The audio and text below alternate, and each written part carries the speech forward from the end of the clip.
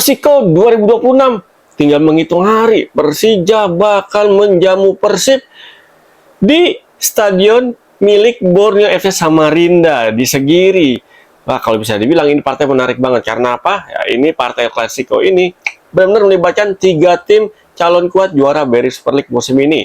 Persib peringkat 1, Persija peringkat 3, mainnya di stadion tim yang sekarang ada di peringkat 2. Ya, kalau kita lihat secara tren 5 match terakhir, Persib sama Persija ini sedang dalam tren yang cukup positif. Biarpun kalau dibanding Borneo lebih positif karena 5 match terakhir menang terus, sementara Persib sempat seri sekali, Persija seri 2 kali. Nah, kalau kita lihat dari komposisi pemain yang dimiliki sama kedua tim, bisa dibilang berimbang. Tapi ada tapinya, Persib sedikit lebih dalam skuadnya. Let's go, kita bedah. Ya, kalau kita lihat ya Persib Bandung di musim ini, kenapa Persib bisa ada di puncak klasemen dalam rentang waktu berbulan-bulan? Ya karena salah satu alasannya kedalaman skuad yang dimiliki sama Persib Bandung. Dan Persib bisa mengatasi ketergantungan sama 1-2 pemain. Contoh, sama Tom Haye. Bisa dibilang biarpun ini musim pertama ataupun perdana Tom Haye di Persib Bandung, tapi Tom Haye benar-benar menjadi nyawa baru bagi permainan Persib Bandung. Tapi ketika Tom Haye absen, Persib punya beberapa way out, punya beberapa jalan keluar, punya beberapa exit strategi untuk menutupi absennya Tom Haye. Dan itu sudah ditunjuki di berbagai pertandingan yang dijalani sama Persib Bandung. Tanpa Tom Haye, Persib masih bisa mendulang poin demi poin. Karena apa ya? Karena kedalaman skuad di tengah. Persib masih punya Guy Cocea, masih punya Mark Locke, masih punya Adam Alis yang bisa silih berganti di berbagai posisi di tengah untuk menjalani taktik yang terapi sama Bojan Hodak sebagai pelatih Persib ketika Tom Haye harus absen.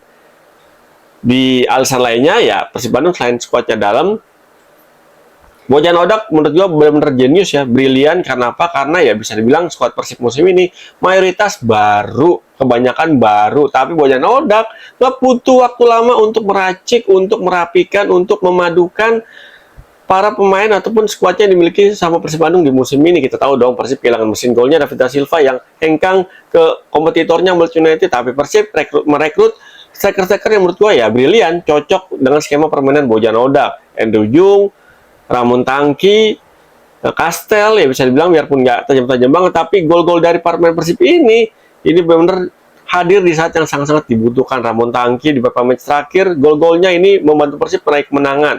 Pun begitu dengan Andrew Jung ya kan.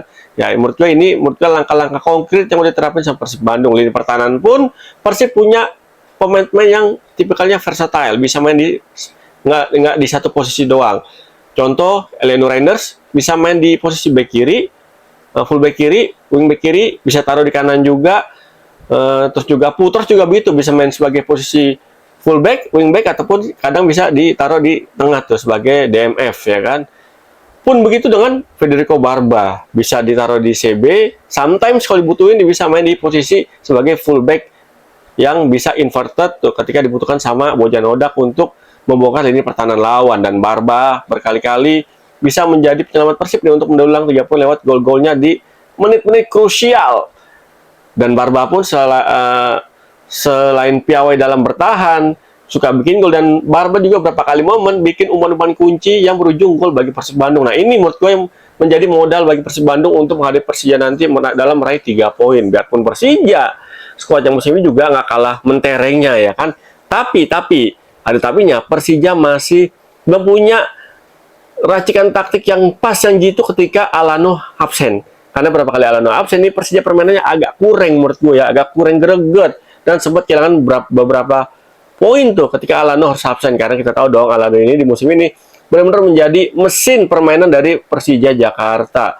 Ketika Alano on fire, Persija bakalan sat-sat mainnya. Tapi ketika Alano lagi absen ataupun lagi off day ataupun lagi nggak on fire, ini Persija bakalan kesulitan untuk membongkar lini pertahanan lawan. Bahkan di beberapa pertandingan terakhir ini Alano benar-benar sering dikunci pergerakannya sama lawan-lawan yang dihadapi sama Persija. Bahkan nggak jarang Alano harus mesti turun jauh ke belakang untuk mencari ruang ataupun untuk memulai serangan Persija Jakarta. Dan ini mesti diwaspadai sama Persija Jakarta karena gue yakin Persib udah nyiapin langkah-langkah untuk mengantisipasi pergerakan Alano di match DL Klasiko nanti yang bakal digelar hari Minggu di kandangnya Borneo FC Samarinda. Dan ini benar-benar bakal menjadi partai yang sangat-sangat luar biasa menarik. Di lini depan pun Persija ya bisa bilang nggak terlalu menemui kendala lah ya. Axel Runtokahu, terus juga Almeida, terus juga siapa namanya itu Maxwell. Ya ini bisa bilang biarpun Maxwell di musim perdana musim ini, tapi Maxwell udah nunjukin bisa bikin 2 digit gol bagi Persija Jakarta. Ini justru berita bagus dan Persib mesti waspada di lini pertahanannya nanti dalam menghadapi permainan dari lini depan Persija, karena Maxwell pun bisa pergerakannya sangat cair di lini depan. Dia kalau dikasih posisi free roll, wah ini bisa menjadi ancaman yang nyata bagi lini pertahanan Persib. Karena apa ya, lini pertahanan Persib di 2-3 match terakhir ini lagi gampang banget diobok-obok sama lawan-lawan Persib Bandung. Ini mesti diantisipasi sama Coach Bojan Hodak. Secara posisi klasmen, sekarang Persija itu posisi 3 ya, selisih 7 poin sama Persib. Persib posisi 1 dengan poin 72, Persija peringkat 3 dengan poin 65, selisih 7 poin. Ya menurut gua di partai ini berapapun hasil akhirnya, misalnya menang salah satu tim, ini pasti timnya bakal juara. Kalau Persib menang, Persib berpotensi untuk jadi juara 1. Kalau Persija menang, Persija juga berpotensi untuk jadi juara 2 atau juara 3. Juara 1 agak susah menurut gua.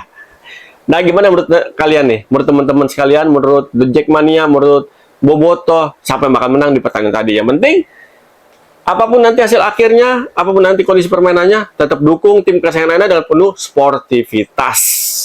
Tensi tingginya cukup permainannya di atas lapangan, ya kan? Kita penonton berikan berikan dukungan dengan semangat sportivitas dan ya tentu dengan kreativitas yang bisa kita create yang sangat-sangat menghibur di dalam stadion tentunya, ya kan? Sekali lagi, selamat menyaksikan El Clasico Berispulik pekan ke-31. Persija versus Persib Bandung. Gue yakin ini partai bakal sangat menghibur, menjanjikan, menarik, dan benar-benar menjadi partai penentuan untuk menentukan siapa yang bakal jadi juara Berispulik musim ini.